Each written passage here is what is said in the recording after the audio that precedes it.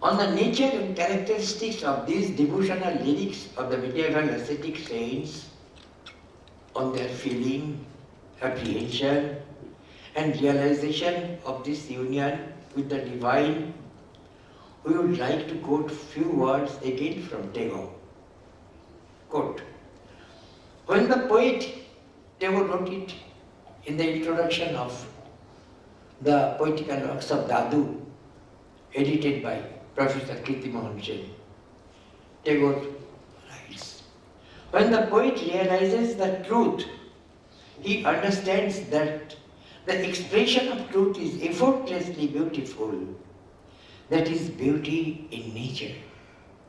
And only then he concentrates himself in the expression of truth, not on its imposed ornamentation or splendor.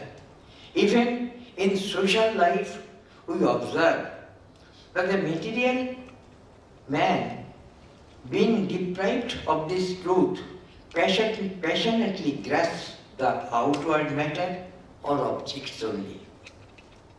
The in-depth divinity inside the human being was once realized by the medieval saints. Then they felt in their own hearts the existence of this supreme soul. They realized that their God is not that as prescribed by sacred precept. This inner God has been discovered suddenly and appeared to them as an absolute ecstasy. Tagore's language, Advaita Ananda Shal. Hence, no spiritual formula, no mantras from the sacred texts were chanted for the adoration. He was worshipped with songs. He appeared as the truth and has been expressed as beauty in nature. Unquote. With this interpretation given by Tagore on the nature of the union with the divine, we understand how this union generated hundreds and hundreds of devotional songs which we recognize as Doha, Bhajan, Kirtan, hymn, ghazal, etc. Kabir once expressed in a song that this union with the Supreme cannot be achieved through Shaddarshan, 6 paradigms of philosophy. The song is Shaddarshan mein nahi sanga, nisadin rahe ram ke ranga. स्वांग fake पच पंख न मानी पूर्ण ब्रह्म सत्य करि जानी देवी देव न पूजा पाती तीर्थ भरत न सेवा जाती हिंदू तुरक न बागड़ दिन हो बागड़ा किन हो सब काहुक न उत्तर दिन हो. The translation is, finding no sort of truth in the 6 paradigms of philosophy, Dadu left Shaddarshan but kept constant company with the God, with pleasure day and night. He disowned external camouflage, disobeyed dictates of the community and spiritual rites prevalent in the community, but accepted only the truth, the complete truth. He left worshipping gods and goddesses, rituals and ceremonies, classification of castes and creeds, fundamentals of pilgrimage, difference between Hindus and the Muslims, but he satisfied all queries through his own life.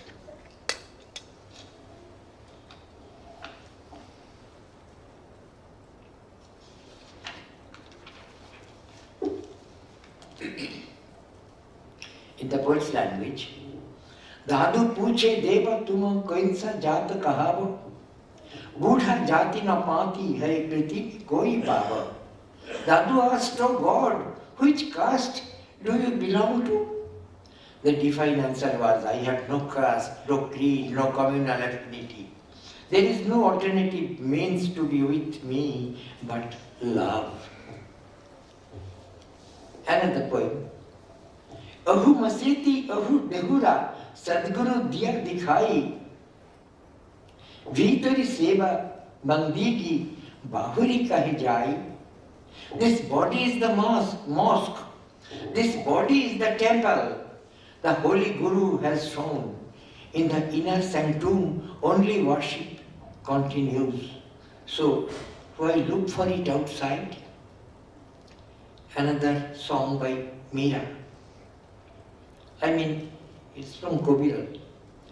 बास कही हम फूल को पाऊं, फूल कही हम बास, भास कही हम सौत को पाऊं, सौत कही हम भास, रूप कही हम भाव को पाऊं, भाव कही हम रूप, आपस में जाऊं दो पूजा न चाहे, पूजा अगाध Anup.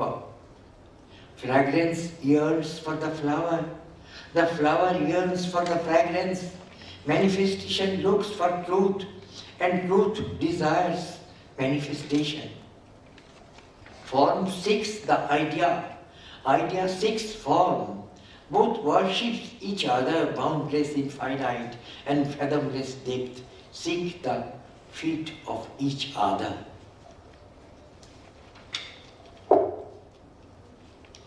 One from Meera, longing for the divine. Govind कबहु मिली पिया मेरा, चरण कमल को हंस न देखी हूँ, राखु नैनन मेरी, निरखन को मोहि चाव घनेरी, कब देखु मुख तेरा, व्याकुल प्राण धरत नहीं धीरज, मीरत मीत सवेरा, मीरा कहे प्रभु गिरिधरि नागर, तापत तपन बहु तेरा. When shall I be united with my beloved Govinda? Keep his lotus feet before my vision. I yearn to see him. My eager heart cannot hold me in patience anymore. It is time to be one with Govinda. Meera, shivering with cold of separation from your divine self, is praying to you.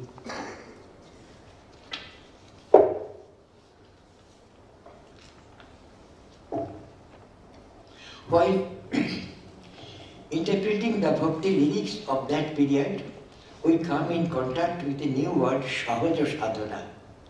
They declared while uniting with the divine that the way of adoration or worship would be innate, inherently natural. There would be no incompatibility or confrontation between one's daily ways of life and his adoration, like the earth's diurnal and annual motion.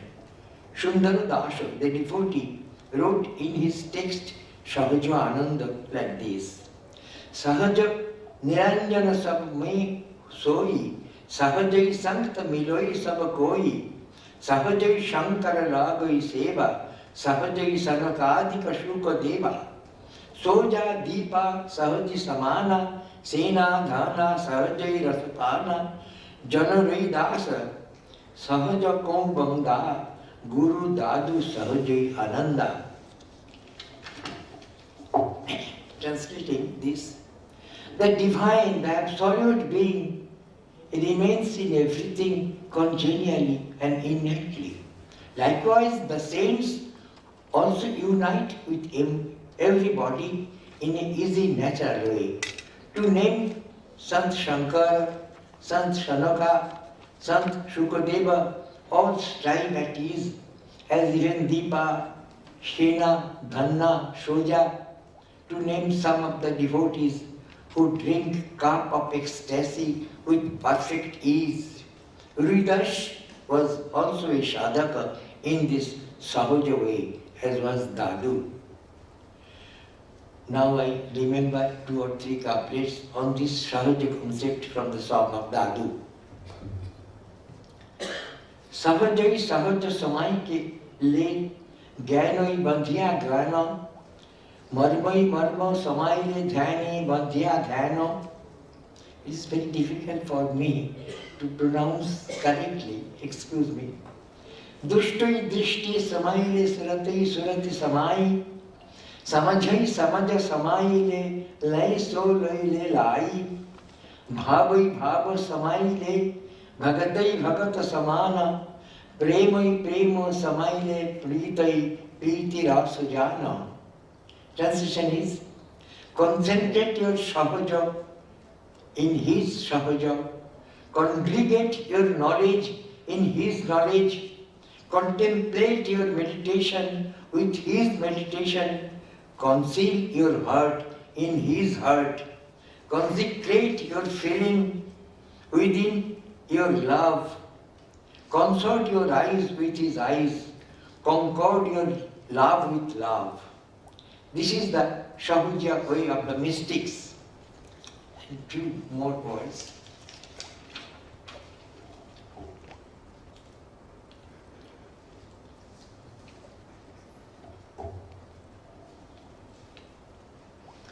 The evolution of culture in India never followed a monogenetic way, developed rather polygenetically.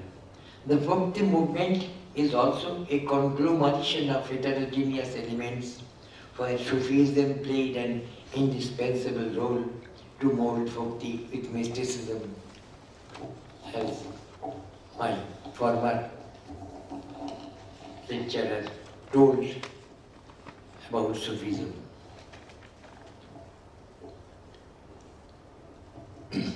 As Professor Suniti Kumar Chatterjee remarked, there are Sufi influences in medieval religions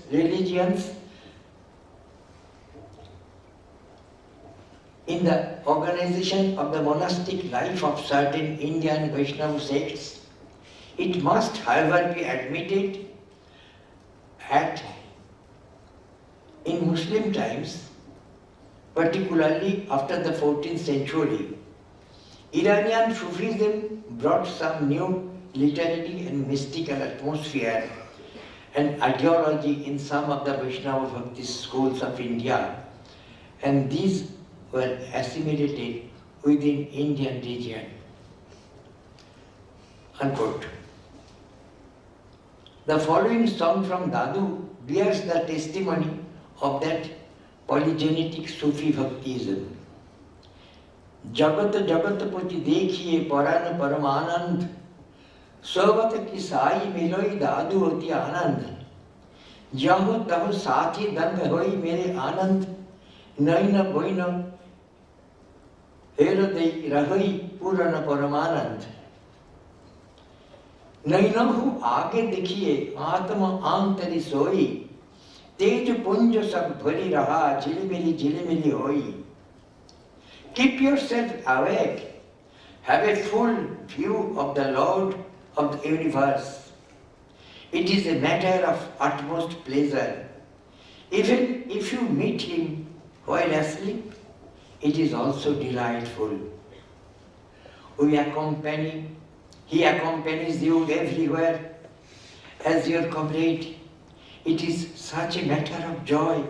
He exists in your eyes, in your words, inside your heart. What's a pleasure? He is standing before you, staying at your soul.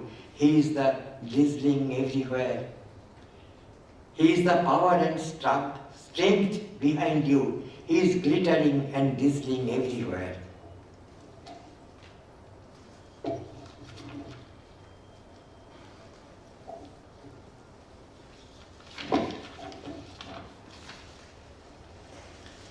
Our mystic poets felt the supremacy, the ever beautiful one, the eternal Ananda Swarup in their own self.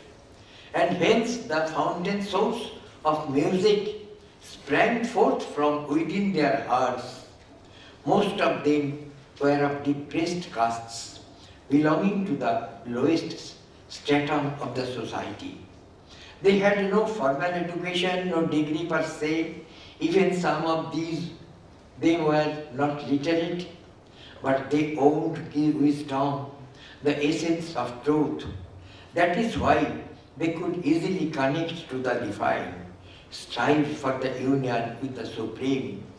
The privilege of reading or knowing or touching the sacred religious texts or following religious rites was not granted to them by the diktat of the orthodox Pandits, as they were not allowed to utter a sacred incantation. They created their own chanting, those devotional songs. As the temple doors were locked to them, they used these songs as the key, the new instrument to open the assembly hall of human hearts. Their musical oral texts overtook the sacred texts of Quran or the Purana. Long before our poet Rabindranath delivered his famous address, The Religion of Man, these ascetic poets discovered their own religion, not from the traditional organized system of faithhood, like Hinduism or Islam, but from the core of religious experience originated in their hearts. They did not dare to define religion, but what they uttered were deeply linked by a unity of inspiration whose proper definition remained unrevealed to them. A real prophet is he who would emancipate religion from the exclusive narrowness of the tribal god, to use the language of Tagore, the god of a chosen people, and offer it to the universal man. Union with the divine cannot be an achievement through any heroic deed, because deeds are done solely for the sake of self. They fetter our soul. Purification of faith will lead us to the extreme union. I conclude with the song of Meera. Holi re mere nainan bala padi, chita chadi mere madhuri murata, ura bicho anahori, kabaki thadi, पंथ निहारू अपनी भवनो खाड़ी, कैसे प्राण पिया बिनु राखो जीवन मूल जड़ी। मीरा गिरिधरो हाथ बिकानी, लोग कही बिगड़ी। My eyes are open and blinkless. The image of my beloved Shyama is painted on the canvas of my heart, that I can't forget you for a moment. I was waiting outside my home only to have a close look. How could I live without him? Meera has dedicated her life to her Giridhar. People accuse it as a delirium. Ramananda, Kabir, Nanak, Dadu, Shankaradeva, Meera, Kamban, Tulsidas, Sarala Das, Rajab, Balaram Das, Daimini, Purandar Das, Gyanadev are the products of the medieval Bhakti movement of India. They constructed the bridge on the river Truth with the elements of Sahajadana, the inherently natural way of life. To them, truth is the manifestation of beauty in nature. It requires no additional ornamentation, verbosity or pomp. All this Sahaja, as simple as nature, is found in the language of these folk poets. Excuse me, thank you.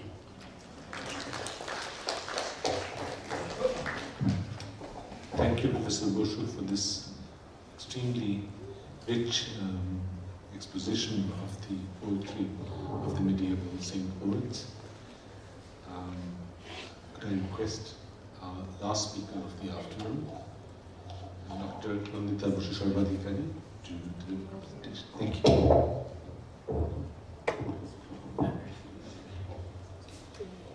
Namaskar. First of all, my respectful pranam to Swami Vivekananda. Honorable Chairman, other eminent scholars and delegates of the seminar.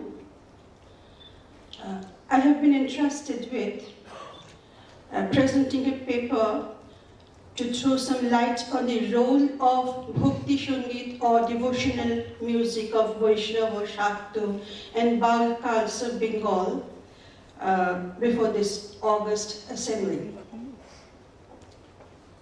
We know that music was the chief organ in bringing various sects under a common umbrella of faith and devotion during the Bhakti movement of medieval India. Religion has inspired some great music which takes man closer to God and also brings the musician close to the listeners spontaneously.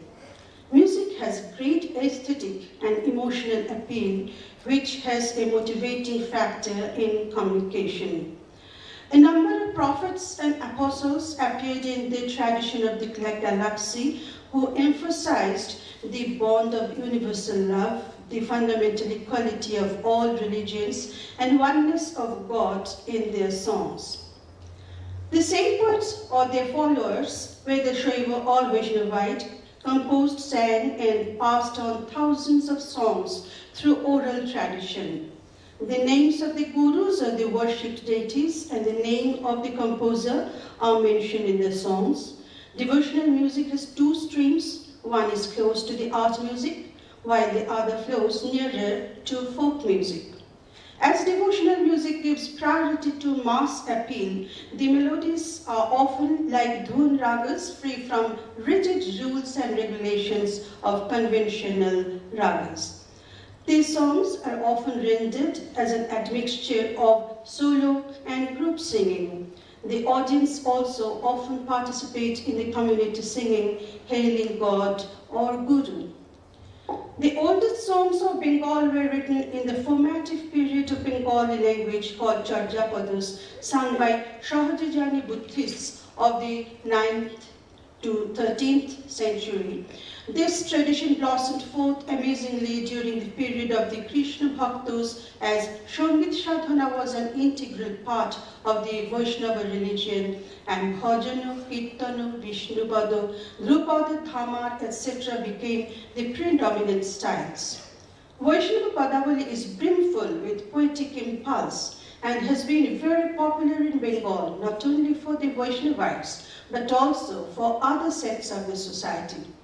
Besides Radha Krishna Padavali, there are Gaur Padavali, Bhajana Padavali, Ragatika Padavali, etc. Jaydev, Balram Das, Govinda Das, Dhyano Das, Chaitanya Dev, Kobi Ranjan, Rai Shikhar, Narottam Das, Vrindavan Das, Vidyapati, Chandi Das, Guru Chandi Das, and others brought about the golden age in Vaishnava Padavali. Jaydev, the illustrious author of Gita Govinda, flourished in the court of Lakshman Sen, the last ruler of Hindu Bengal of the 12th century. Gita Govinda may be considered as the oldest opera in Sanskrit with the highest quality of aesthetics. Though a section of people hold that he was born in Kenduvillu, that is Kenduli in Birbhum district of Bengal, others opine that he belonged to Utkala, that is Orissa, while according to some others, his birthplace was in South India. Jaydev went on a number of pilgrimages of the country and had a long stay in the temple of Puri, where Gita Govinda is still sung regularly. Jaydev's wife Padmavati was an accomplished dancer, and both of them were experts in music. The first sloka of Gita Govinda is almost identical with the first 8 slokas of chapter 15 of the birth episode of Sri Krishna in Brahma Dvaivarta Puran. There is description of Sri Radha, Sri Krishna and Jashoda in the Gatha Saptashati compiled by a poet Hal before Jaydev. Many Vaishnava saints carried this kavya with them in different states like Bihar, Orissa, Assam, Rajasthan, South India, etc. The traditional music of Kerala underwent a change with the introduction of Gita Govinda during the 14th to 15th century. His Dashavata Stotra, Pralaya Payathe Jale Dritavamshi Vedam, is famous all over India. In his childhood, Rabindranath Tagore discovered a Gita Govinda published from Fort William in the library of his father and learned it entirely by heart, which had a long-lasting impression on his mind. We may quote Rabindranath, যেথা জয়দেব কবি কোন বর্ষা দিনে দেখেছিলা দিগন্তের তমাল বিপিনে শ্যামচ্ছায়াপূর্ণ মেঘে মেদুর অম্বরে। The eminent artist N. Shubhalakshmi of modern times sang Gita Govinda with utmost dedication.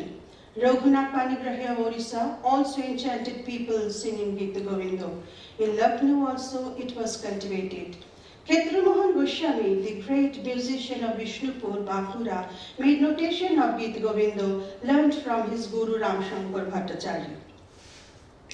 Vidyapati, 1380 to 1460, the court musician of Mithila, born at Bisri village in Darbhanga district, Bihar, composed a large number of padas on Shiva, Ganga and Durga also. Bengal, Orissa, and the whole of eastern India resounded with the new style of Padavali composed by Vidyapati.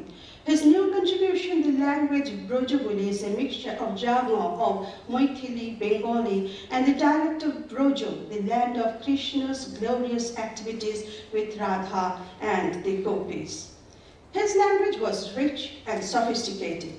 Following him, the other composers divided Krishna's love affairs episode into few parts, for example, Purva Raga, Obhishar, Milan, Man, Viraho, and at the end, own comments and signatures were mentioned. Vidyapati was most appreciable regarding the Purva Raga padas, enriched with metaphors. There is influence of Kalidas and Jayadev in the chapter Obhishar. In Mathur, the description of the pang of separation owing to the departure of Krishna to Mathura is most fascinating. In modern times, Rabindranath set to tune to Vidyapati's pada, Bharabhadra Mahabhadra Shunya Mandira Mor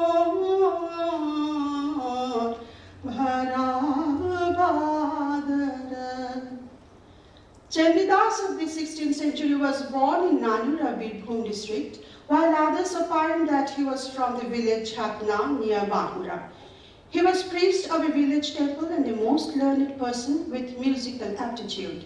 His Bengali padas, full of metaphors, similes, have deep emotions expressed in simple language without ornamentation. There is fine combination of tune and prosody which create deepest feelings of love and separation. Tumi mor poti, tumi mor goti, mone nahi anubhoy, kolonki bolia dake shob loke, tahate nahi ko dukh, tomar lagiya kolonkir har, golay porite shuk. We remember his famous verse, listen, O brother men, the truth of man is the highest truth. There is no truth above it. Instead of gorgeous majesty, we find sincere, genuine feelings of devotion in this composition by which Rabindranath was moved deeply. In his essay Chandidas and Vidyapati, according to Tagore, Vidyapati was the poet of pleasure, while Chandidas was of woe, grief, sorrow. But both have been comparable in creating exquisite padas with poetic impulse. The songs of Sri Krishna Kirtan, composed by Boru Chandidas, are light and erotic, presented in question and answer method. A pada goes as Haro Chandra Boli Radha Maja Vrindavani, Raga Ramgiri and Tala Rupak. This epic is divided into some episodes like birth, Tambul, Dhan, Nauka, Vamshi, Radha, etc. The language of Sri Krishna Kirtan is little different from that of Padavali. It was created according to Rakhal Das during 1350 to 1400, according to Shuniti Chattopadhyay during 1400 to 1450. Again, others believe it to be from 1500 to 1600. There was a renaissance in Bengal with the Bhakti movement of Sri Chaitanya Deva, 1486 to 1534. He was born in Tehattu and went to Navadvip for education and settled there permanently. He came in contact with many Sufi saints. He said, "You wander aimlessly, mandir, mandir, masjid, masjid. Oh my teacher, what a headache it is. The foolish, while weeping, look at me." On his way from Vrindavan to Kashi, he converted 10 Pathan Vairagis. Sakar Malik and Dabir Khan left their services under the Muslim king Hasan Shah of Gund and embraced Chaitanya's cult, assuming new names Rup and Sanatan. Yasraj Khan also used to sing Krishna Mongol. Mahatma Haridas, the son of Malai Kazi, was close disciple to Chaitanya and preached his cult in various regions. Chaitanya embraced Jaban Haridas without hesitation and declared boldly that untouchability was a curse of society. Jagai Madhai, the two criminals hated by the society, were converted into good persons by Chaitanya Dev. The form of Kirtan that we find today developed from and after Chaitanya Dev. From his time, Kirtan spread with dancing and various styles of Kirtan developed like Pala Kirtan, Nam Kirtan, Lila Kirtan, Nagoshan Kirtan, etc. Kirti Mohan Shenhava mentions the ancient portrayals he saw in China of Indian Buddhist Mahajanas performing Kirtan to the accompaniment of khol, kattal, etc. Kirtan is sung in different styles in different regions like Jharkhandi, Utkal, Kamrupi, Manipuri, Chattogrami, etc. Kirtan has been carried to Burma from Bengal. The Kirtan of Radha, Bengal is famous.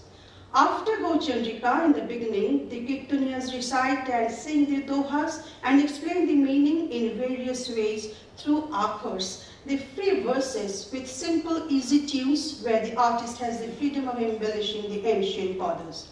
During the conversation, when Einstein asked Rabindranath whether in our country the singer is at liberty to add his own words to the song which he is singing, Tagore says, in Bengal, Kirtan gives freedom to the singer to introduce parenthetical comments, phrases not in the original song.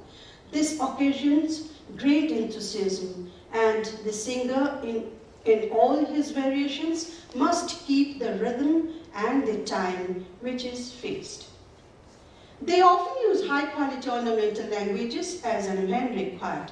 The audience or the listeners become engrossed with the singer in self-dedication to the Supreme Being, forgetting the external world. There are mainly three styles of Lila Kirtan: Manohar Shahi, Gauranhati, and Reniti or Ranihati. Another less popular style is Mandarini. The first one developed in Srikhand, Kandra, and Mainadal. It is very ornamental and melodic. The Gauranhati style developed in Rajshahi. The style Reniti flourished in the district Mednipur. The style Mandarini originated near Gaur Mandaran of Mednipur. Mainadal, Natur, Srikhand, Navadvip, and Nadia became famous seats of Kirtan.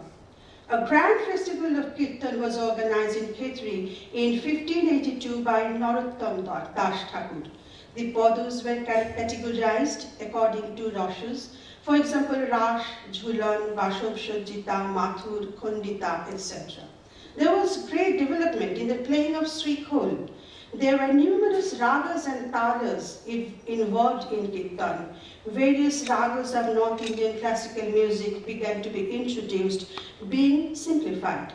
Only a few ragas may be mentioned here: Raga Patamanjari, South Indian Sri, Iman Belwar, Sindhura, Arana, Mongol, Shuhini, Tirotha, Shuhoi, Turi, Barari, Mayur, Chuta, Shankarabharan, Bihagar, Gauri, Bhattiari, Kanra, Pahira, Gujjari, Belavali, Malab, Kon, Natika, and many others. Among the talas somewhere,